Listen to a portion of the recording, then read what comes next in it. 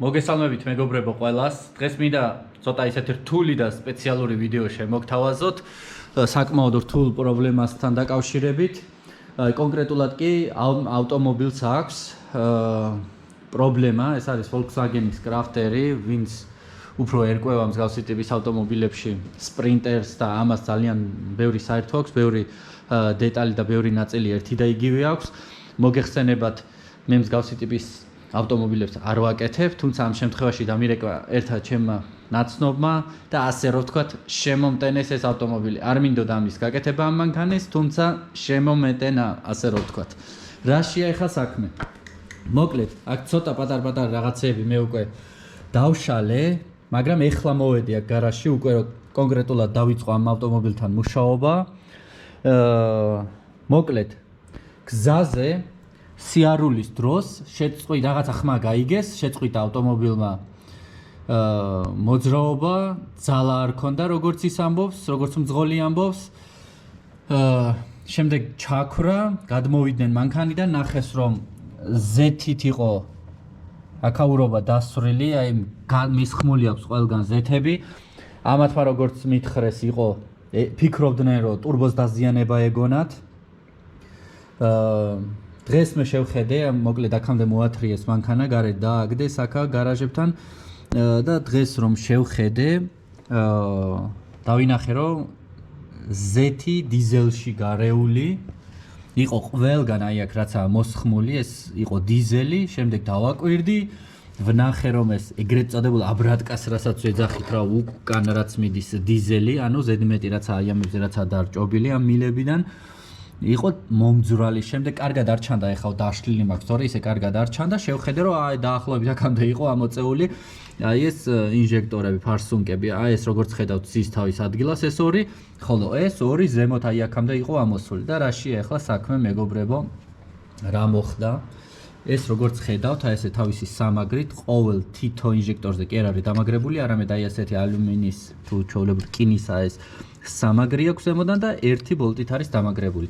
როდესაც მოხსნით რაღაც ამა თუ იმ მიზეზის გამო ამ ბოლტებს, მისი გამოყენება არ შეიძლება მეორედ. მე ყოველთვის ვამბობ მსგავსი ტიპის ბოლტებზე, რომ მეორეჯერ არ შეიძლება გამოყენება, მაგრამ თუ იმ შემთხვევაში ძალიან ბევრი ადამიანი ამტკიცებდა მაინც კომენტარებში ყოველთვის რომ ძველი ბოლტები შეიძლება გამოიყენო და ასე შემდეგ. მაგრამ გეუბნებით რომ არ შეიძლება, რადგანაც ისინი წელვადი ხრახნით არის და ერთხელ რომ გადაუჭერთ, მეორეჯერ მისი გამოყენება არ შეიძლება. უნდა გადააგდოთ, ახალი დააყენოთ. ამ შემთხვევაში აქ ვიღაცამ ეტყობა, როდესღაც დაშალა, გამოიყენა ძველი ბოლტი და რა მოხდა?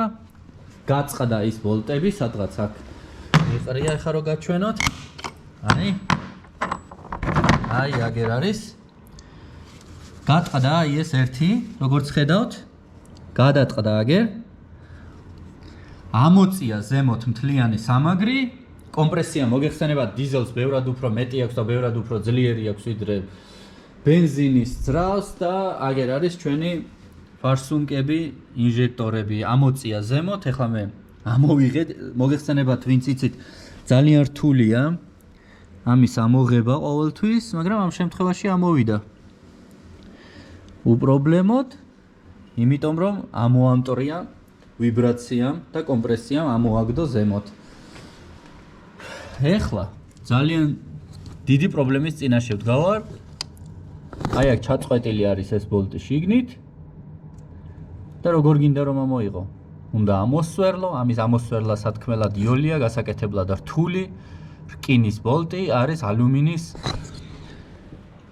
ძრავის ზედა ნაწილში გარჭობილი. აი ნახეთ, ეხლა დაახლოებით აი ეს დავდო ეს ერთი და იგივე აი ასე რომ დავდოთ, ნახავთ.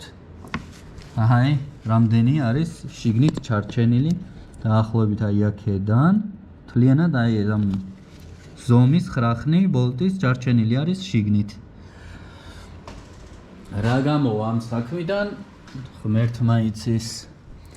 მე ვეუბნებოდი რომ არ მინდოდა ამის გაკეთება, მაგრამ დამაძალეს დააგდეს, ნახე,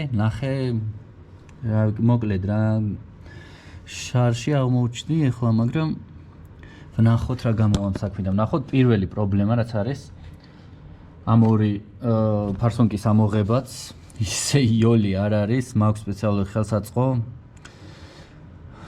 ამოსაღებად და ვცდი ეხლა თუ ამოვა საერთოდ ეს ორი, ამათ რომ თუ ამოვიღებთ, თუ ამოვიღებთ ამათ, მაშინ უნდა გადაიხსნას ეს ზედა ნაწილი საფარი, რომ მივიდეთ იმასთან, იქაც ამოსასვლელად ძალიან რთული ამბავი არის, იმიტომ რომ აქ უკვე რასპრედვალებია, ისა, რო არ ჩაიყაროს ჭუჭყი, ეს რო ამოვარდა მთლიანად, ამოიწია ზემოთ ეს ფარსუნკები, გადაღუნა აი ეს ორი, ესენი ახალი შევუკვეთე დღეს Volkswagen-ში, 4-ვე, ვნახოთ მოკლედ რა იქნება, ვნახოთ ახლა პირველი, რაც ყველაზე მთავარია, თუ ამოვა ეს ორი ფარსუნკა და შემდეგ გადავიდეთ ნაბიჯ სხვადასხვა პრობლემებზე, ვნახოთ რა ცოტა სტრესულია მეგობრებო, გადაღება და ვიცი რომ ყველაფრის ნახვა გინდათ, მაგრამ სამწუხაროდ ვერ გამოდის ყველაფერი. ისე როგორც იოლად წარმოგვიდგენია ხოლმე, ეხლა ეს გამანაწილებელი ეს რეიკას რასაც ვეძახით რა, ეს გადმოვწიე ახლა გვერდზე და რაღაცნაირად ესენი უნდა ამოვიღოთ. ხელით ჩაბეტონებულია შიგნით ისე ზის, მაგრამ მაქვს სპეციალური ხელსაწყომი პნევმატიკური წნევის საშუალებით, ასე უკაკუნებს ეს და ისე შეგვიძლია ამოვიღოთ, ავიღებ მე ხა სპეციალური რომელიც მოერგო ამას და აი ნახეთ, ხა იქეთ რო წევ მოძრაობს, ეს უკვე კარგია რა, ანუ ძალიან ისე არზეს. აი ხა იქით გაწევ გამოწევით ეს ცოტა ამოვწიე და უკვე ერთი წამით მუსიკას აი ეს უკვე ამოვწია აქეთ მხარეს, ცოტა იქეთას უნდა კიდევ ჩალიჩი და ამოვალბათ ისიც კიდევ ამას რო ამოიღებთ მეგობრებო, არ უნდა შეგეშალოთ, შემდეგ უნდა იცოდეთ ზუსტად სად იჯდა, ანუ ეს პირველი ცილინდრის არის, პირველში უნდა იჯდეს, მეორე, მესამეში არ უნდა გადაანაცვლოთ, იმიტომ რომ მართვის ბლოკში ეგრეთ წოდებულ კომპიუტერსაც ეძახით, იქ ჩაწერილი არის და ამიტომ ძალიან დიდი მნიშვნელობა აქვს, რომ თავის ადგილას იჯდეს, თუ ცალს ცვლით ან რაღაც, მაშინ უნდა ჩაწეროთ კომპიუტერში, რომ მაგალითად მესამე ცილინდრზე და ეს გადაეც ნომერი აყენია, აი, გამოვიდა ესეც, მოხსნათ ეს ჩვენი ხელსაწყო. ამაში მაინც გამიმართლა, რომ ეს ახლა შედარებით იოლად ასე ამოვიდა, აი ასე ნახეთ, ეს გადავდოთ უცებ გვერდზე და აი ნახეთ მაგალითად აურა ნაგავია, ეს ახლა ყველაფერი შიგნით ჩაიყრება, მე თუ რა ჯანდაბის ისინია, ნახეთ შალანგები ის უაქ ეს ხლა მომიწევს ამისი ამოპილისოსება ან ამოწმენდა, თორე ეს ყველაფერი ჩაიყრება შემდეგ საწვავ კამერაში და ეგ არ არის კარგი. მოდით მაშინ ეხლა მე ამოვიღებ ამათ და მე აი გაჩვენებთ, ნახეთ მარი ავიღოთ, აი ასე მე დაწერილი მაქვს, აი თქვა და ეს არის მე-4-სია, მე-4 მიწერია, მესამე ცილინდრის, აი გამზადებული მაქვს მეორესი, პირველის, ეს ვიღაცამ რო არ იფიქროს, არ იცის რა საკეთებს და ისე აწერსო, ეგრე არ არის, როგორც აგიხსენით, თავის ადგილას უნდა ჩაჯდეს, რადგანაც მართვის ბლოკში ჩაწერილია ისენი, მე ჩააყენებ სხვას, არასტაბილურად იმუშავებს და ვერ გაიგებთ რის ბრალი იყო. მოდით ახლა ამოვწმენთ იმას და ამოვაძრობ იმ ორსაც. მოკლედ, ჯიგრებო, ეს ინჟექტორები ყველა ამოღებული არის, ეგრეთ წოდებული ფარსუნკები, თავსაფარიც, ძრავის საფარიც გადავხსენით, აგერ არია განადგურებული ეგრეთ წოდებული პრაგლატკებით რეზინის, დანარჩენი ესე ცოტა იქეთ-აქეთ გადაწევა გადმოწევით, ეს რემენიც საფარიც გადავხსენი და აი ასე გამოიყურება. აი აქ ეს ჭუჭყი რაც არის ჩაყრილი, ამას ახლა მტვერსასრუტით შევეცდები რომ მაქსიმალურად ამოვიღო ყველაფერი, დანარჩენი აი ეს არის ის ადგილი, სადაც ჩატეხილია და მე მგონი მეგობრებო, თუ ჩემი თვალი არ მატყუებს და შეგრძნებები, ავიღოთ ახლა აი ასეთი პატარა სახრახნისით მოძრაობს ეს, აი აქ მე მგონი ამ შემთხვევაში გამიმართლა და მოძრაობს ეს. მას შემდეგ რაც შევძელი გადატეხილი ვოლტების ამოღება, გადავაწყდი შემდეგ პრობლემას. შემდეგი პრობლემა მდგომარეობდა შემდეგში. ადგილი, სადაც ფარსუნკები ზის ძრავის ზედა ნაწილზე, იყო სიმხურვალისგან ძალიან დაზიანებული. მიზეზი ამისა იყო ორი ფარსუნკა, რომელიც ზემოთ ჰქონდა ძრავს ამოგდებული, იყო როდესღაც ვიღაცის მიერ ჩაყენებული შაიბების გარეშე. ეს არის დაახლოებით შაიბა ღირს 50 ცენტი, 1 ევროს გამო მეთქი ვერ ვიტყვი, მაგრამ უყურადღებობის გამო ვიღაცამ არ ჩააყენა, ამიტომ ტემპერატურა იმატებდა და იმატებდა წლებთან ერთად და როგორც ხედავთ, ზედაპირი განადგურებულია და დამდნარია ალუმინი. ასევე ნამცეცები ჩაყრილი იყო ძრავის პორშინზე ქვემოთ ფოტოში როგორაც ჩანს, მაგრამ ეს ენდოსკოპის მეშვეობით შევძელი მისი დიაგნოსტიკა და არ წარმოადგენდა რაიმე დიდ საშიშროებას. ამისი, რა თქმა უნდა, სპეციალური ხელსაწყოს მეშვეობით ჩაწმენდა შეიძლება, თუმცა პრობლემა მდგომარეობს შემდეგში, რომ ფარსუნკა შეიძლება ძალიან ღრმად ჩავიდეს ქვემოთ, რაც არ არის სასურველი. ამის შემდეგ დაუკავშირდი მანქანის პატრონს, რომელსაც უთხარი თუ რა მდგომარეობაში იყო ძრავის ზედა ნაწილი, სადაც ინჟექტორი იჯდა. ამის შემდეგ გაიკითხა პატრონმა სხვადასხვა პროფილაქტიკაში, სადაც უთხრეს, რომ ან ძრავი უნდა შეეცვალა ამის გამო მთლიანად, ან მინიმუმ ძრავის ზედა ნაწილი, რასაც გალოვკას რასაც ვეძახით. პატრონმა გადაწყვიტა, რომ გაგვერისკა და გამეკეთებია სპეციალური ხელსაწყოს მეშვეობით ეს ადგილი. ესეც ასე მეგობრებო, თქვენთვის არაფერი არ შეცვლა, თუმცა ჩემ შემთხვევაში რამოდენიმე დღე გავიდა, ის დეტალები რაც გვჭირდებოდა ნაწილები ყველაფერი აქ არის, მოიტანა პატრონმა, გადაწყვიტა რომ შეცვალოს ფარსუნკა, ინჟექტორი ახალზე, ახალი ბოშის შეიძინა, რომლის ღირებულებაც ერთი ცალის არის 350 euро. არის ესენი გარემონტებულებიც, როგორც ახალი იმ დონეზე, თუმცა მან გადაწყვიტა, რომ ახალი შეეძინა 350-ად. გვაქვს აი ეს ორი ახალი წელვადი ვოლტები, რომელიც ჩაწყვეტილი იყო, რაც ამოვიღე. გვაქვს ეს ახალი აი ეს რკინები, რაც გადაღუნა, საწვავის მილები. ესენი მხოლოდ Volkswagen-ში იყიდებოდა, ორიგინალები, სხვაგან ვერ ვიშოვეთ. ამის ღირებულება 4-ვეს არის 250 euro, აი უბრალოდ აი ეს პატარა ის თითო სადღაც 60 ევრომდე ღირდა, ორი უეჭველი ჭირდება და ორი უბრალოდ ისე მოიტანა, რომ შემდეგ არ დაგვაკლდეს. ვნახოთ ახლა თუ რაღაც 4-ვეს არ შევცვლი მხოლოდ 2-ს. რადგანაც ორი იყო გადაღუნული. დანარჩენი ახალი ეგრეთ წოდებული პრაკლატკები გვაქვს, აი ეს შაიბა რაც ქვემოდან ედება სპილენძის ახალი პრაკლატკა ზედა იმის რა ქვია საფარის ძრავის. ეხლა როგორც ნახეთ, რაც ჭირს იქ ამ ადგილებს, სადაც ზის ინჟექტორი, იქეთა ბოლო, რომელიც ყველაზე მეტად განადგურებულია, ახლა გავზომე, აი ასე რომ გავზომე, ზუსტად აი ასე, კანტზე 77 მილიმეტრი არის.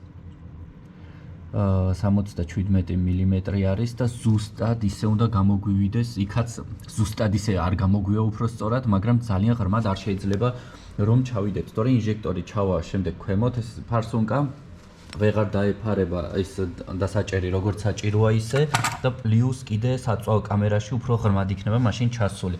თვითონ ეს შაიბა არის 1.5 მილიმეტრი რომ გავზომე. და ვნახოთ რა გამოვა, აიტანს თუ არა იმ ჩაწევას, რამდენსაც ახლა გავაკეთებთ. აი ასეთი ხელსაწყოს მეშვეობით. აი ეს თავები უყენდება, რა ზომისიც გჭირდებათ ამისთვის, ამ შაიბისთვის. და გერმანულად ფრეზა ქვია ამას, ანუ არ ვიცი ქართულად თუ რუსულად როგორ ქვია ამას, ეგრეთ წოდებულ შლიფოვკასავით გავუკეთებს, ახლა მოვხეხავთ თავს და იმ ზედმეტ ალუმინს, ზედმეტ ზედაპირს ავიღებთ. შიგნით რო არ ჩაიყაროს ბევრი თვითონ რასაც მოვხეხავთ ეს ალუმინის ეგრეთ წოდებული სტრუშკა რა ნამცეცები, ამაზე ზედეხა დავიტან ტაოტს ცოტას ნელ-ნელად ხელი აი ასე ვიზავთ, ამაზე ზემოდან აი ეს ყენდება და ეს არც ავიორტი და რაღაცით არ იქეთდება, ხელით უნდა გავაკეთოთ, რომ ზედმეტი არ ავიღოთ. ნელ-ნელა, ანუ ზომოთ. რამდენ მილიმეტრზე ჩავალთ ქვემოთ. ანუ სიღრმეს რამდენ სიზავს. წესით არ შეიძლება, თუმცა თუ ისე მოხდა, რომ რაღაცა პრობლემა შეგვექნა იმ დონეზე ჩავიდა, სხვა გამოსავალი აღრჩება გარდა იმისა, რომ ეს მეორე შაიბა დავუტანოთ 1.5 მილიმეტრი, რომ აიწიოს ისევ ზემოთ. ვნახოთ რა როგორ იქნება. ეხლა დავიწყებ მე ამას, შემდეგ აი აქ კარგად დავაფარებ და დავიწყებ აი ამ ცილინდრიდან, სადაც ყველაზე მეტი დაზიანება გვაქვს, ნელ-ნელა რომ მაქსიმალურად ჩავასუფთავო. აი ასე გამოიყურება ეს ხელსაწყო, უკვე ტაოტი როდესაც არის დატანილი და ამოვიღებთ, ნამცეცები ყველაფერი ზედ არის მიწებებული ტაოტზე და შიგნით არ იყრება საწვავ კამერაში. აი ახლა გასუფთავებულია ეს ცხვირი, ახალი ტაოტია ზედ დატანილი, ჩაუშვებთ იმ ადგილას, სადაც ჩდება ჩვენი ფარსუნგა, ეგრეთ წოდებული ინჟექტორი. აი ასე. ეხლა ცალი ხელით ვაკეთებ, თორე ქვემოთ აი აქ დავიჭერთ უბრალოდ და ვატრიალებთ აი ასე. ოდნავი ძალის დატანებით ზემოდან. ოდნავ ძალიან არ უნდა, თორე ღრმად ჩახვალთ, ეს ალუმინია რკინა არ არის, ეგრევე მოიცვითება და მე ვეღარ აღადგენთ. ძალიან დიდი მოთმინება უნდა გამოიჩინოთ, ნელ-ნელა მიყვეთ. აი ნახეთ, ნამცეცები რაცაა, ყველაფერი ზედ აქვს ამ შემთხვევაში მიწებებული. ეხლა ყველაზე მნიშვნელოვანზე გადავალ თიქეთაზე, რომელიც გვიქმნის ყველაზე დიდ პრობლემას ამ ძრავში. სპეციალური ხელსაწყოთი დამუშავების შემდეგ ზედაპირი გამოიყურება ასე და სრულიად საკმარისია ფარსუნგის ჩასაყენებლად.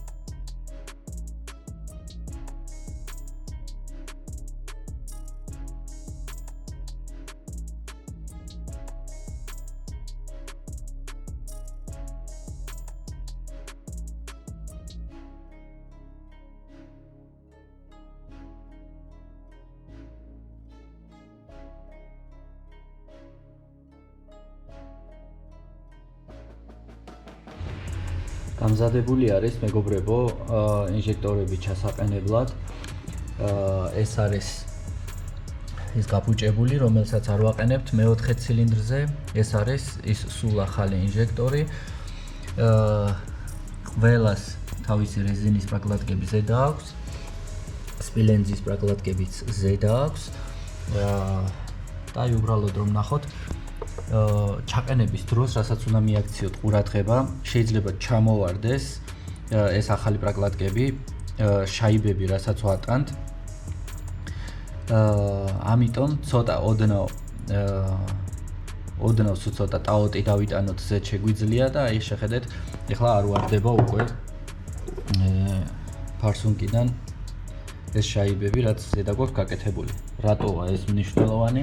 იმიტომ რომ ეს ადგილები ღია არის, პირდაპირ, ანუ სადაც ჩადის ბუდე, იქ არ მიდის, არამედ ღია, სადაც რასპრედვალები აყენია.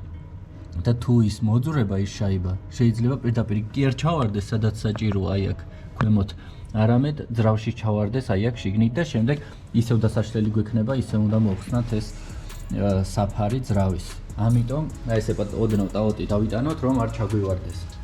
ეხლა თქვენი კითხავთ ესენი რა არისო ეს თეთრი, ვინც არ იცის, ეს თეთრი არის კერამიკული პასტა, დავიტანე სპეციალურად ზედ, შემდეგ მომავალში თუ გამოსაცვლელი ექნება ხელოსანმა რომ არ იწვალოს ამოტანის დროს, შემდეგ საშინელება შეიძლება გახდეს, საერთოდ არ ამოდის, დღეები ამოაქვს ხალხს და იტანჯებიან, ამიტომ აი ეს კერამიკული პასტა გავუკეთე, რომ მომავალში თუ გაფუჭდება, შემდეგ ვინც ხელოსანი იმუშავებს ჩემ შემდეგ ამ მანქანასთან, პრობლემა არ შეექმნას და იოლად ამოიტანოს და მადლობასაც გადამიხდის ალბათ, როდესაც ამოიღებს ვინც იქნება სავარაუდოდ. მოკლედ, ეხლა გადავალ ამის მონტაჟზე, რაც აუცილებელია, როგორც თავიდან ვთქვი.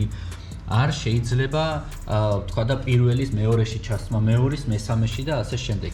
მეოთხე ცილინდრზე თუ იყო, მეოთხეში უნდა ჩავსვათ. თუ მეორეში იყო, უნდა ჩავსვათ მეორეში.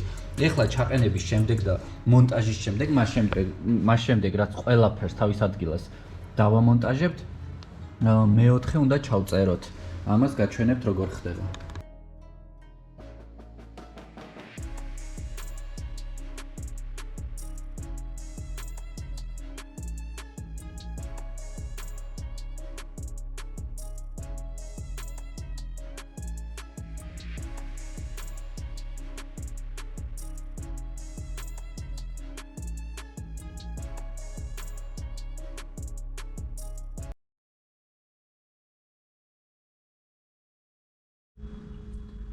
მოკლედ ყველაფერი აწყობილია, სავარაუდოდ ჩემი აზრით ყველაფერი თავის ადგილას არის. სამწუხაროდ მიმტყუნა GoPro-მ, რაღაც მომენტებში არ იღებდა, რაღაცების ჩვენება მინდოდა თქვენთვის. ეხლა შევიდეთ ძრავის კომპიუტერში და ჩავწეროთ მართვის ბლოკში ახალი ფარსუნკის ნომერი. რადგანაც იცოდეს თუ რა ფარსუნკა არის ჩაყენებული და ჩაფრქვევის დროს რამდენი უნდა ჩააფრქვეს. და ნახოთ ეხლა თუ გამოგვივა ყველაფერი. იმედია დაუკავშირდება ეხლა ნორმალურად ბლოკს. ესეც ასე. ნახოთ უცებ შეცდომები რა აქვს. ხო, რაც ქონდა მანამდე საწვავის წნევა. ოზლუხამერის შეცდომა, შემწოვი ჰაერი, ну მოკლედ ყველაფერი რაც შეიძლება იყოს, ყველა შეცდომა ქონდა, როდესაც ამოგლიჯა ეს ფარსუნკების ზემოთ. წავშალეთ ეს შეცდომები, დავბრუნდეთ უკან, შევიდეთ აი აქ, Grundeinstellungen-ში უნდა იყოს და უფრო სწორად აქ კი არა, აქ შემდეგ შევალ ჰაერის საწვავის დასაჰაერებლად დიზელის. ეხლა ჩავწეროთ შანსი კოდია რომ 12. აჭის არცერს 12 2 3 3. ოკეი. შევიდეთ აქ. ავირჩიოთ ჩვენ შევცვალეთ მეოთხე ფარსუნკა. ვინც არ იცის რომელია პირველი, რომელი მეოთხე, გეტყვით რომ გადაცემათა კოლოფის საწინააღმდეგო არის ყოველთვის პირველი. ანუ გადაცემათა კოლოფის საწინააღმდეგო არის პირველი, მეორე, მესამე, მეოთხე ასე ითვლება. ანუ გადაცემათა კოლოფის მხარეს არის მეოთხე. შევიდეთ მეოთხეში.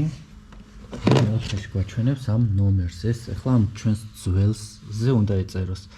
კი ამას აწერეთ C2AR 75A, C2AR 75A, ემთხვევა სწორია ყველაფერი. ეხლა მე გადავუღე ფოტო გადავუღე იმ ახალს. ეს არის დამახსოვრებული, აქ უნდა ჩავწეროთ ახალი. ახლის ნომერი იყო ახშენი. ესეც ასე. აი ასე ახლის ნომერი იყო 8. ერთი წამით ეს G 8 Z 51. 51. შევადაროთ თუ სწორია 8 SJ 8 Z 51. კი ბატონო, სწორია. მანემენ Okay. Bravo, diese Stelle ist noch nicht kodiert. Es ist keine gültige Betrieb. Klicken Sie ja, um Standort zu übernehmen. Raw, click and 9 on the alter. Strike rechts zu übernehmen. Welt zu ändern.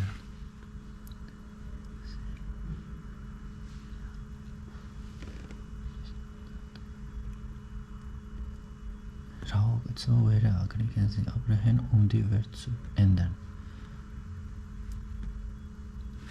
Erti damit.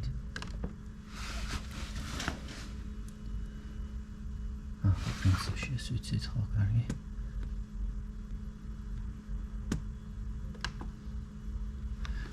ერთხათ დიანებს მორჩა ჩაიწერაო ეხა გვეუბნება რომ მართვის ბლოკმა ჩაიწერაო მოდი გამოვიდეთ უკან და თავიდან შევალ ეხლა რო გადავამოწმო რომ 100%-ით ვიყოთ არწმუნებული რომ მიიღო ახალი მონაცემი შევიდეთ ისევ აქ შევიდეთ მე-4-ში და გვაჩვენებს ახალს SG 40 კი ბატონო ეხლა აქედან გამოვიდეთ შევიდეთ ამაში და აქ უნდა ვიპოვოთ საწვავის პომპა რო ჩავერთოთ ოკეი ჩავერთოთ ხა უნდა ჩაერთოს პომპა დიახ ჩაერთო პომპა მუშაობს დასაჰაერებლად გადავინაცვლოთ. შევხედოთ უცებ ყველაფერი. ჰერმეტულია სადმე. ხო არ აპარებს ამას ზემოდან. იმედი მაქვს რომ არა.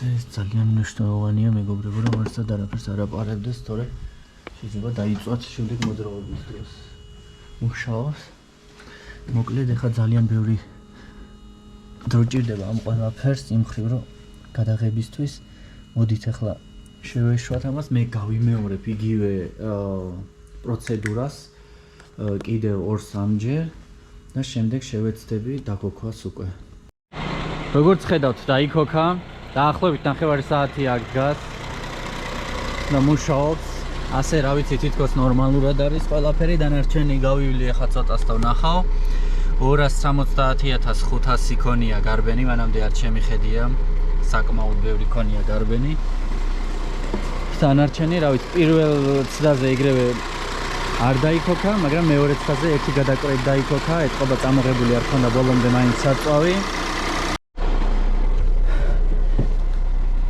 მოკლედ მეგობრებო დღეისათვის სულ ეს იყო თუ მოგწონთ მსგავსი ტიპის ვიდეოები ნებისმიერ ტექნიკურ საკითხთან დაკავშირებით შეგიძლიათ გამოიწეროთ ეს არხი მე კი ამით დაგემშვიდობებით მომავალ შეხვედრამდე კარგად ბრძანდებოდეთ